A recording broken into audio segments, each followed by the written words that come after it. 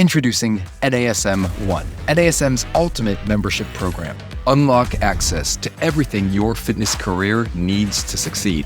Unlimited CEUs, free courses, access to our premium app, and exclusive discounts, all for $35 a month. NASM 1 is best-in-class tools, cutting-edge certifications, confidence in your craft, and everything you do as a personal trainer made easy, so we can achieve our greatest goals together as one. You're listening to Random Fit with hosts Wendy Batts and Ken Miller, winner of a Gold Markham Award for Digital Media.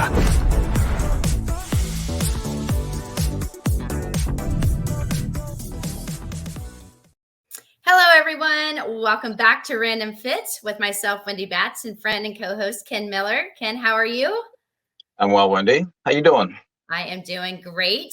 And today's topic, I think, is the perfect time to discuss overeating, talking about weight management. So we are going to actually discuss the survival guide to buffets, because I know this time of year, especially in my world, everyone has parties, all this food is out and about, and I overindulge each and every time I go to one of these. It's crazy.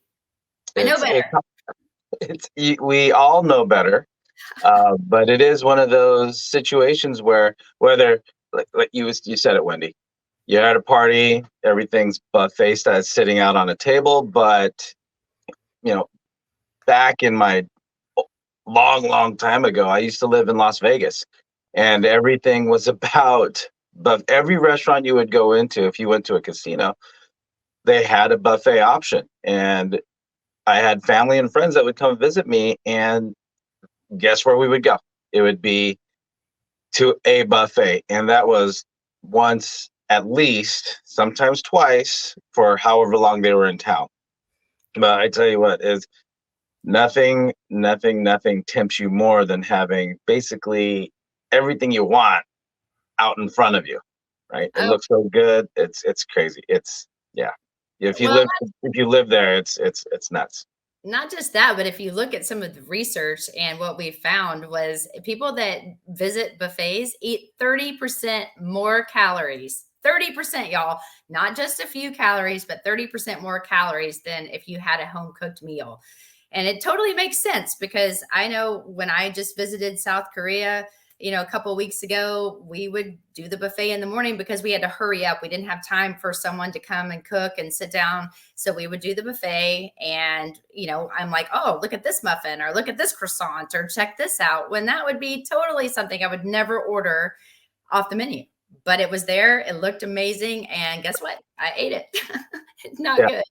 And I think when, you and I have had a chance to travel international, and that poses in and of itself a different situation, right? Because a lot of times they will have local foods, local flavors. Like when I was in Delhi, I had no idea that there were different types of naan bread on top of different types of the sauces and the yogurts and the different kinds of rice, and you have goat, chicken, and beef.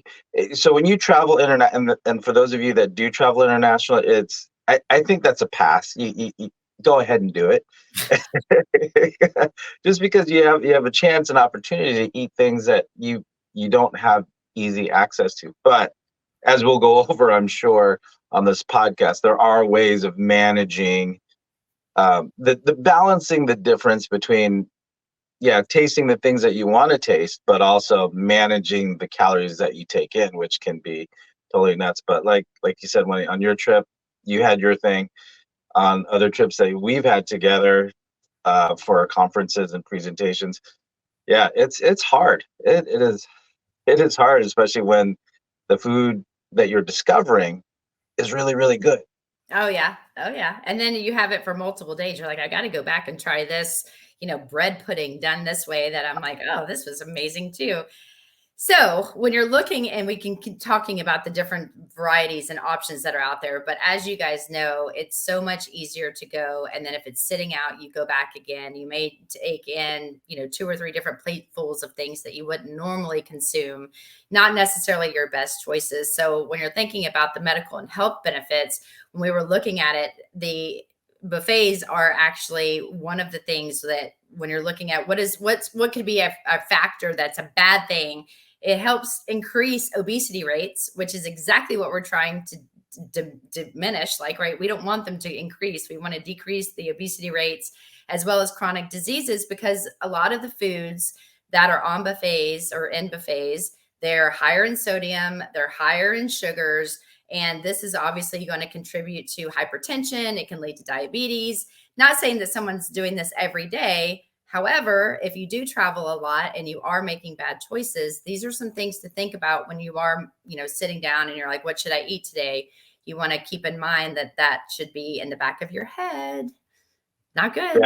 Yeah, it is not. And in the environment that, like I mentioned before, I used to live in, being in Las Vegas, built around casinos, you have people that are there taking part in what's offered at a casino, which as an example, you have slot machines, and they just, now it's just put in the card and you just press the button. Before, at least you could put in the coins and then pull the handle, the one-armed bandit, right? And that would pause it up a little bit.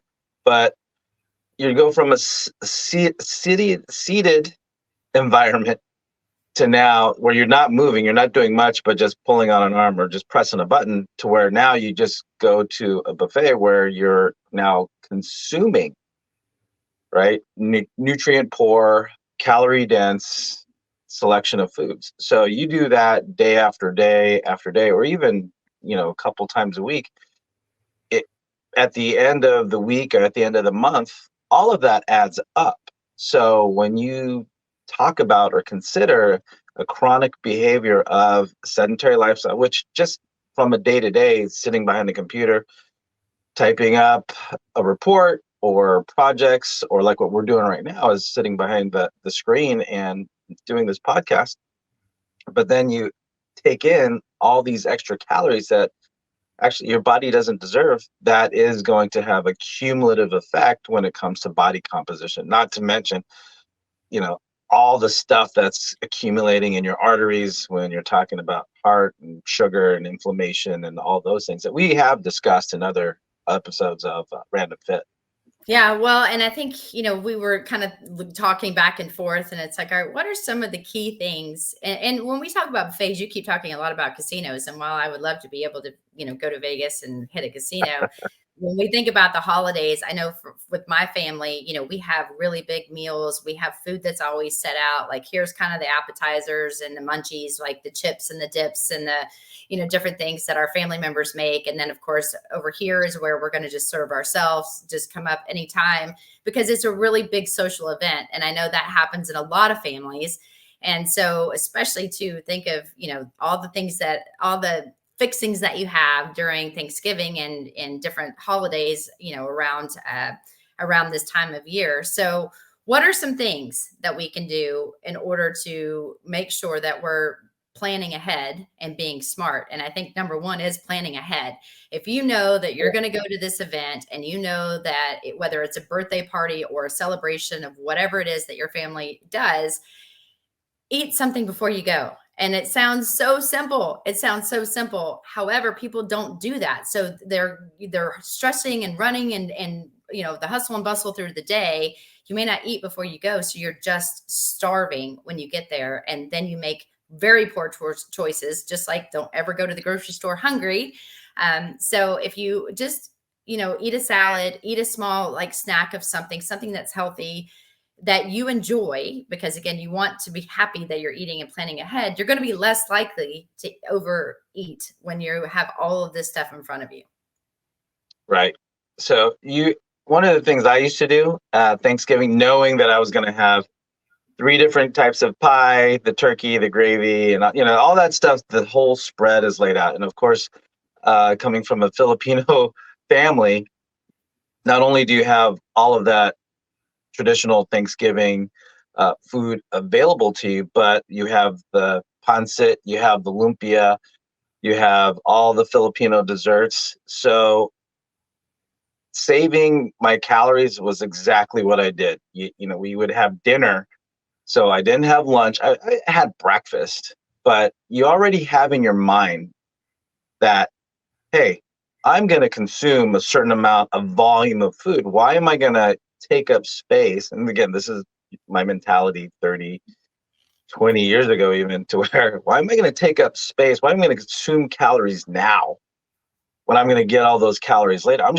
In the end, I'm going to be consuming more calories if I have this meal before the big meal.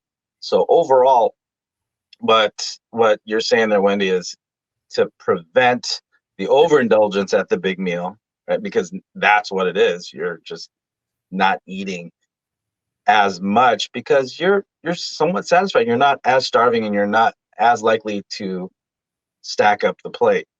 But Well, that's a mentality I had to get out of my head. As soon as I had kids, it was all right. I can't do that anymore. I still kind of have that mentality too. Or that's the morning that I'm going to get up and I'm going to run really far. I'm going to do a really hard workout. I'm going to do whatever I can to try to burn as many calories before I go, because my family's the same. My dad is from Nashville. My family's from Nashville. So we do all the whole Southern fixings of chicken and dumplings plus all the things. And then my mom, being 100% Greek, we used to do a lot of baklavas and all of it, where we would only cook or get this one time a year because nobody wanted to cook it. So it was like, oh my gosh, this is the time.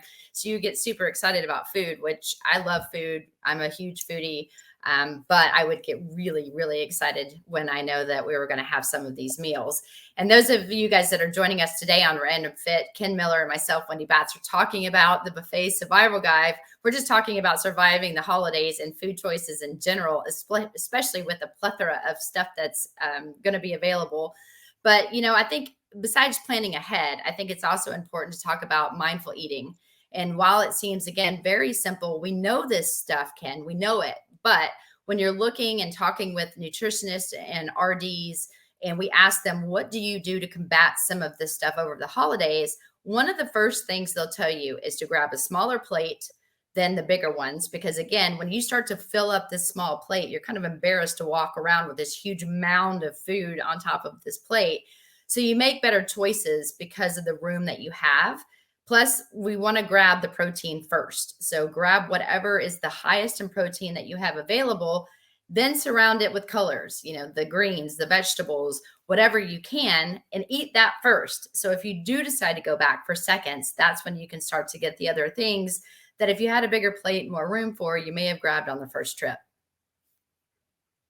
And we've had our guest Kat Bearfield, RD, and we've talked about the need for protein. So when you're talking about space allotment on your plate, again, considering what your body would need, if you think about that 1.2 grams of protein per body weight, per pound of body weight, let that be a guide as far as considering what your body needs, and then let everything else fill in the space. But as a little bit of a consideration for those that are watching their macros and their balances of proteins, carbs, and fats, giving protein its due space on your plate, that winds up taking up quite a bit when you think about the hard work that you've put in and what your body actually needs. So from a practicality standpoint, protein, veggies getting their space, but protein first and then the veggies on top of that. That might give you a start as far as figuring out, okay, well, how much of this turkey, this chicken, this roast beef, whatever it is that's in front of you, you're going to put on there. Yep. And then you've got to think about the half plate rule. I think Kat's mentioned that before. So if you do have a plate and you're trying to think about what the plate should look like, because I'm a very visual person. So I'm like, all right, give me a visual. She was like, you know what, if you cut it in half and then make it, put it in quarters. So half of it's going to be the colorful vegetables, all, the half salads or whatever it is. And then like a quarter of it being protein, but make sure that that's put on first because it may take more room. And then another quarter is the starches or whatever it is that you really, really want to have. So you've got a quarter of like the things that are sweet or maybe not the best things for you. But when you're looking at the plate in general, 3/4 of that is for things that are actually going to be healthier for you if you kind of think of that mentality when you go. And don't go desserts first. I've done that before too. I'm like, oh, I want this one and this one and this one. And then I'm like, oh yeah, I forgot to eat like the real food. So do not do that, but it's happened. So. Well, since you brought up bread pudding earlier, if there's bread pudding anywhere in that buffet, that's getting priority. That's what I had in South Korea, y'all, and it was phenomenal. So I'm a big Tres Leche fan. So anything with like the creams and all of that, that was kind of how this bread pudding was. It was so good. So every day I was there, I indulged for sure. However, we did walk a lot. We did burn off a lot of calories. So I didn't feel as guilty when I decided that was going to be my early morning choices, but then it needed to set precedents of, all right, I already had this morning. Maybe you should back away in the afternoon. But another big one too isn't just about the portion and the plate, but I think it's about hydration, because you've always heard this too. The more water you drink, the more full you get. And so if you drink a bunch of water before you go, especially if you might consume a little bit later some alcoholic beverages. I mean, we're all adults here, so we know that could happen. But the more that you hydrate before you go, the more full you're also going to become. So you're probably less likely to eat as much. And so when I was talking again with Kat, she's like, yeah, try to drink as many glasses of water or have a big glass of water before you actually sit down and start to eat. So before your meal, just grab a bottle or grab an 8-ounce glass of water, down that water first. Or if you have soup as an option, because it is more liquid based, it's going to fill you up as well. So 2 really good ways to maybe shut down some of your choices too, because you're already feeling full before you go in and walk the line, if you will. The other issue that staying hydrated takes care of is the fact that when you are dehydrated, it gives your brain the sense that you're actually hungry. So by doing all those things that you already mentioned, Wendy, drinking that water before, or actually just staying hydrated throughout the day, will prevent that false feeling of being hungrier than what you actually are. So when I'm working with my clients, half the time I'm telling them, like what you're saying is, have your water, right? Consume your food and drink water during the meal. But the other point of that is that you may not actually be as hungry as you feel like you are if you haven't been consuming water. So not only is it about taking up space in your stomach, but it's also about giving your brain the real sense if you're actually hungry or not. Well, and I think that's kind of leading us into what I need to do. This is my issue, 100%. Gonna throw it out there, but I eat very fast. Ken, you've seen it. I mean, I sit down and I've eaten like I've never had a meal before, because in my mind, I'm always 10 steps ahead of the next thing I need to do. I don't sit there in the moment. I have a really hard time, even when we have family dinners, because I sometimes will be done before my husband even sits down, because I'm like, okay, now I can start doing dishes and cleaning up. And that is definitely not how, like, the way that you need to be. First of all, you want to be present. You want to enjoy the people around you. But if you can slow down and actually savor each bite, it will allow you in your brain to say, hey, I'm actually getting full. So you're less likely to keep eating. Because I know when I'm done, I'm like, gosh, I'm miserable. I ate way too much. But at the time, I'm just eating, cleaning my plate. I was raised, whatever's on your plate, you must finish and then move on. And if you can actually slow down, put your fork down, have a conversation, you're going to end up being way more successful throughout your meals and your choices, because you're feeling full quicker. Yeah, the part of chewing your food does send that signal to the brain, but it tells the stomach, hey, it says to the stomach, there's food coming your way, right? So be ready. The other part of it is that digestion starts in the mouth by chewing the food, breaking it down, you make things a lot easier for the chain of events that's going to happen once you swallow that. So as you're chewing it, you're actually mixing your saliva with the food, and as you chew it more and more, you're starting the digestion process right away. So Wendy, when you're chomping on that food as fast as and I do the same thing. I'm just as good. I tell my kids, chew your food at least 24 times. Uh-huh. 24. Then that goes along with take a bite, start chewing, put your fork down, right? And it creates that little pause.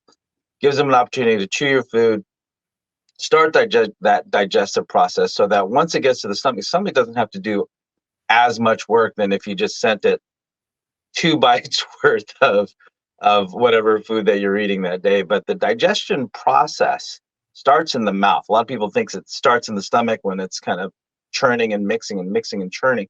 It starts with the mouth, and getting that food broken down as much as you possibly can in the mouth before it goes into digestion. It's going to make everything that much easier for your stomach, your small intestines, large intestines, when it comes to breaking it down for all the nutrients that it needs. But a lot of benefit from the chewing aspect that Yeah, people and realize. that brings up a story. So my husband's grandmother used to tell him, because he was a young, very active, very hungry, ate a ton of food, and it was like it would just burn through him. So he was never overweight. That was never an issue. But his grandmother, to slow him down, would tell him to even chew his milk. So there's oftentimes we're sitting at the table where you'll hear my husband tell my son, "Hey, you need to chew your milk," and you just see this puzzling look on a 7-year-old, like, "You want me to do what?" And so it's actually pretty funny trying to watch him chew milk. So if you've never tried that, it's actually a fun thing to do, I guess, at the table, because it really is interesting to watch someone try to do that. But, I think it also is important to think, when you start to smell the food and you start to really, think about, okay, what am I getting ready to eat? If you haven't done any of this stuff, then there's going to be issues too of like triggers. There's going to be these smells and you're so hungry because you're like, oh my gosh, it smells so, so good. I can't wait to try this and try that. So I think knowing ahead of time, what are the things that you want to indulge in? What are your triggers? What are the things where you just can't say no to? And then, like you said, too, that kind of brings you all the way back to planning ahead of, okay, I know that I'm going to have these 3 pieces of pie or whatever you decide to have, or I know that I'm going to have this one particular, dish because it's something that we only do once a year. If you kind of make those choices ahead of time, or if there's things that you should stay away from because it makes you feel terrible afterwards, it's always good to kind of have an idea of what is the menu. And I always ask people, Right. so what's on the docket? What do you want me to bring? How can I contribute? And then what is everyone else bringing? So then I can be very excited about certain things, or I know, okay, I need to have a bite. So therefore I need to make other smart choices ahead of time. If you think about what you're going to have beforehand, that also helps. Yeah, there's not much more to add to that, but it's like, but if I know that if Brenda's bringing over her key dish, I'm gonna make room for that. And if I know that it's very rich and it's very however she makes it, then I'm gonna say, well, all right, there's a certain amount of calories that are gonna go with that outing or that event. So knowing all of that, like you said, Wendy, if I know that there's, you know, neighbor A, neighbor B, and neighbor C are doing a potluck, and I know that this is a bunch of cheese, this is very salty, a lot of all of that, then I know that's I'm in for it. But that's where the planning comes into play. But I also have to consider, like, yeah, I have to share. I have to. Everybody has to have their fair whack at that platter. Yes. Well, and I always have to tell myself too, it's not just about me or Yeah, my family. There are yeah, other people around. So, you always have to be mindful too that it's not just yours, yeah, unless they tell you it's yours, and then yeah. you're in trouble. But another key point, and this is actually I think one of the last ones that I really want to emphasize. I don't know what it is about Thanksgiving, but people eat and then they just sit on their tushes. And yes, you're having conversations. And yes, you don't want to do anything, but they sit around, we watch football, we talk and reminisce, and we ask how the year's been going, because a lot of times we don't get to see these individuals because my family doesn't live local. And I don't do anything. After I eat, I don't do anything. And I kid you not, 2 hours later, I'm starving again. I'm like, what is my problem? So what do? I go back and help myself to another, whatever it is that I wanted to have. That is like the worst thing you can do. So they'll tell you that if you really want to be mindful and you want to make good decisions, not just about the holidays, but when you're doing buffets or whatever it is, if you know you overate and you're feeling pretty, maybe not so good about yourself, just go for a walk. Do a family walk, go outside. I mean, we've started to do that now. If we don't do a family walk, we'll go outside and maybe play a game of soccer, or we'll throw the ball around, or we'll get the kids involved and we do stuff. So therefore, we feel like we're at least burning some of the calories that we ate. But just be mindful, stay on your feet, walk around, get some steps in. Don't just sit there, because you will feel even miserable the next day. Tell me. Yeah. Well, when you bring up Thanksgiving, the one thing I think about is our little turkey bowl that we might do before we sit down. So all the guys will get together and we'll go to the park and play a little bit of flag football. But of course, that drives the appetite, so that when we do get to the house, we're just voracious. But knowing that we did a little planning, knowing that we're going to eat, going to consume, we have our little event before the meal, as you said, planning. Now, after this is where I've had my dog for 4 years now. It turns into a 1.5 mile walk after dinner. So dog appreciates it. I appreciate it, but it also gets me out of the house. That's now, it gets you out of dishes. That's what it is. Yeah, I'm. You figured me out, Wendy. You figured me out. I just don't want to clean up. I'll eat, but so I'll walk the dog. Half of my family feels the same way. I'm like, wait, what? So yeah. Yeah, I look at my watch. Yeah, they should be done about putting the plates away right now. So I think it's time I head back. Yeah.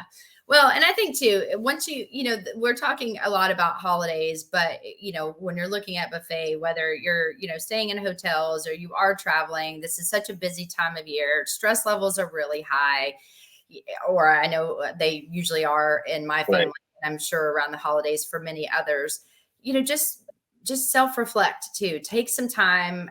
Again, I am terrible at this and I'm trying to get better because I know better. But when you're eating meals, don't worry about your next meal. Don't worry about what's going to happen. Maybe think through some of the things that you ate, maybe plan ahead if because again, when we have family together, we do this often and it's multiple days in a row. So if you're going to be in hotels, the buffet, multiple days in a row, just think about what you ate. Think about how you felt. Think about, were you really miserably full, and then learn from that. So self-reflect, make adjustments. And then the next time you come back into that situation, you're a little bit smarter, hopefully, and making better choices. And that's I think the big part of having meals, especially in the context of how we're talking about it. We're not just talking about you dining alone at a hotel or a casino buffet. This conversation has been about when you're in town and you're with other people, or you're visiting family and you have a gathering of people that you haven't seen for a while. That's why we have meals. That's why we have those sit downs and get-togethers. It's not just about the food and enjoying the flavors. It is about thinking about what you have in front of you, who you have in front of you, and that's one thing that I try to instill in my kids, but for myself as well. And overall, looking now at the practical aspect of consuming meals and maintenance and health and diet and nutrition, yes, spend some time, look at what you did. Not that that's bad. Look at what you did. You want to reflect on what just happened in front of you, and like, okay, well, what can I do to be better? Or if I'm going to do this again in another day or two, do I need to have this much the next time?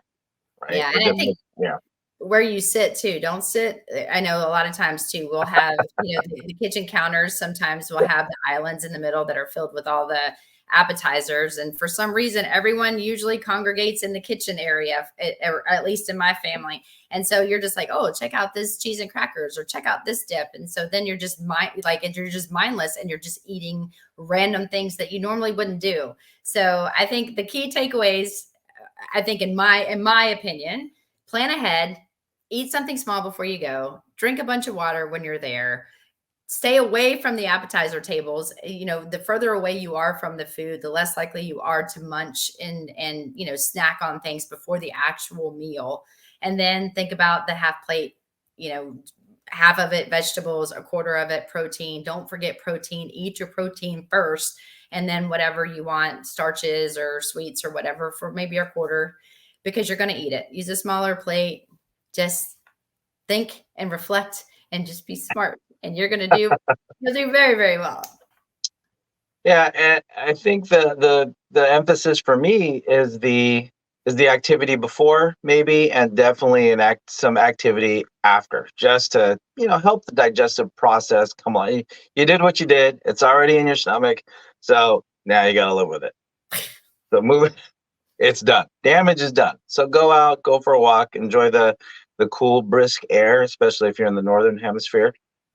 So from that vantage point, just move, which we should be doing anyway. And again, we are Random Fit, and when it comes to fitness, it is about movement. So why should a post-indulgence at a buffet be any different? You just got to do a little bit more of it, and who knows? That's a slogan, I think, right? Just do it. I think that's out there I've heard somewhere. that somewhere before. Yeah. There you go. All right. So, Wendy, thanks for your insight. And now you got me looking forward to when I'm going to have some turkey sitting alongside lumpia and pancit. So I've never had either one of those, by the way, but sounds good. God, Wendy. I need to expand your exposure to cultural foods. Apparently, I need to get out more. So there you have it. All right. For everybody who's listened to us talk about eating a lot of food with the Buffet Survival Guide, thank you for listening to Random Fit. On behalf of both Wendy Batts and I, Ken Miller, we appreciate you listening, and hopefully we'll have you again listening to another episode of Random Fit. So like, follow, subscribe, comment, let us know what you want us to talk about, and we'll do what we can to get that information out to you. Share, and of course, rate us when you can. But until next time, everybody, take care and be well.